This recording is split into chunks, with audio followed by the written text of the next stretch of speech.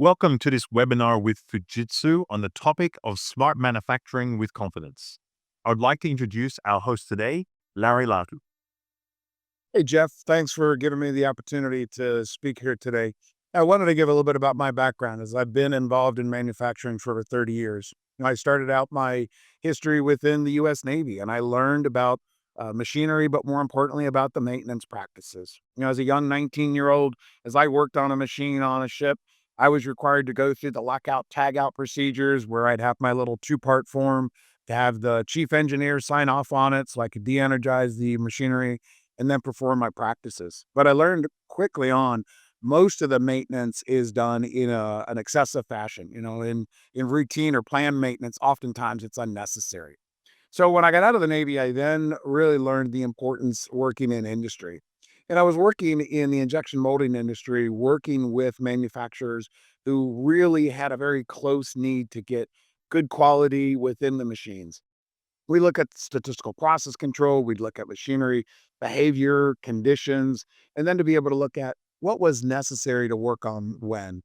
That really evolved into some of the higher end reliability based practices, looking at different indicators that might give the health of the machinery. And that led me into automation platforms.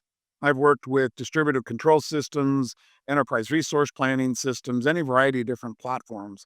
But all of them really explain to me the importance of what's the enterprise trying to achieve, what's the workforce capable of, what are the tools or the platforms that are available to them, and most importantly, how do you partner with companies like Fujitsu and Fujitsu's partners to do that data intelligence and really get to a point where you can make educated decisions in a timely manner?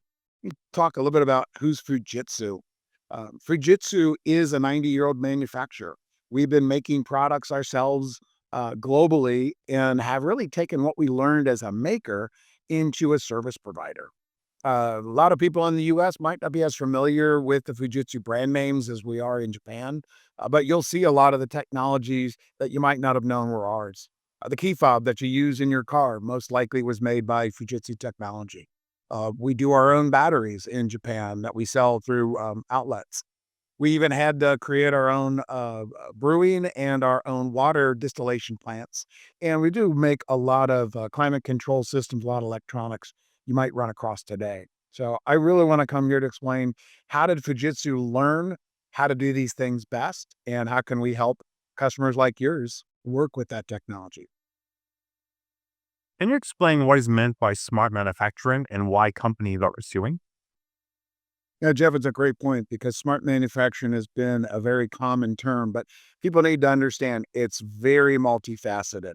You can't get to a smart manufacturer without understanding both your data and your process. And as we'll speak today, there's a number of different elements that go into it, both within the workforce, within the tool sets, within the platforms, and really aligning that to what is the business trying to achieve in terms of efficiency, reducing costs, making sure that you're competitive within a global market, ensuring that there's agility, and really, in the end, maximizing the revenue and the profit that makes you competitive within the marketplace.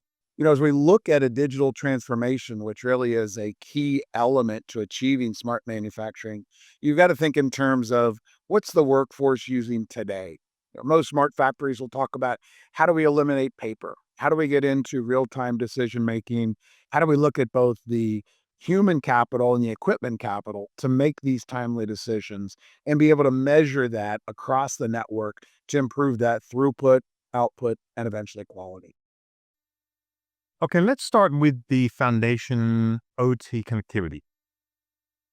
Jeff, we use this term a transformation house because it really is multi-layered. And today we're going to start talking about the smart foundation. And of that smart foundation, you've got a number of different elements. When you look at those different elements, beginning with that foundation, you've got to understand the two different environments in a manufacturing location. There's operational technology and there's information technology. And using this Purdue model of where the different sensors, where the different devices, controllers, networks, decision making all apply, it's going to be very crucial because you have to understand the different histories. You have to almost think in terms of cultures and differences between each of them. And so as we start out with OT connectivity, that's really where it all begins. There isn't any way to manage anything until you measure it, and you can't measure it until you can see it. So many companies have looked at deploying Wi-Fi from their offices into their manufacturing and their shop floor, and it can become a significant challenge. But Wi-Fi is limited in how much data it can pass through.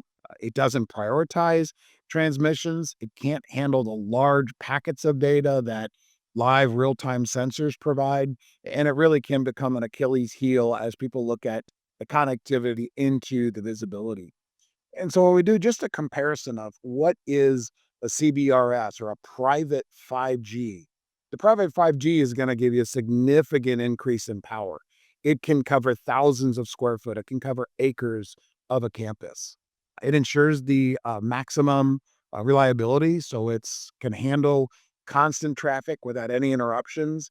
It's completely secure. You can have private SIM cards. This isn't something anyone else can access, whether they're on premise or in the area. It can support both wired and mobile devices.